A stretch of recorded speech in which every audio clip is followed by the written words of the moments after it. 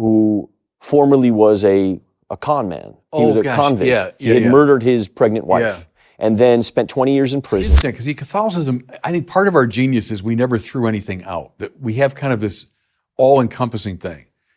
You want rationality? Man, you got Thomas Aquinas, and he's more rational than anyone in the whole Western tradition. But then that same Thomas Aquinas, who could write in a highly, highly technical way, they say couldn't get through Mass without weeping copiously. Yeah. And so that's Catholicism, is that we've got the emotion, we've got the art, we've got the sensible, we've got the intellectual, and it's all there. We never threw anything away, you know? And so, because people are in different places. When I was a young kid, I responded to Aquinas' arguments. They made a huge difference to me. Like, wow, that is really rationally compelling. Other people respond in very different ways. I responded differently at different stages of my life when I got through that, and then other things opened up to me, you know? So I love that we've got this house with all these doors that are open, and, you know, whatever door works for you, come on in. You know? Well, Merton is really interesting because he's a poet, and he speaks really rationally, but his writings are, and he was an atheist. So if you walk in and you were me reading, you know, Seven Story Mountain, he spoke to every part of me. He was a big deal for me.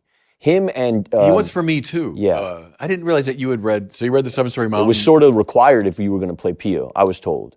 He was a big deal. Very interesting. Yeah. The guys who catechized me, all the guys at San Lorenzo gave me him and Jim Townsend. Jim Townsend was a Capuchin who formerly was a con man. He was a convict. He had murdered his pregnant wife and then spent 20 years in prison and then spent 35 years in the seminary.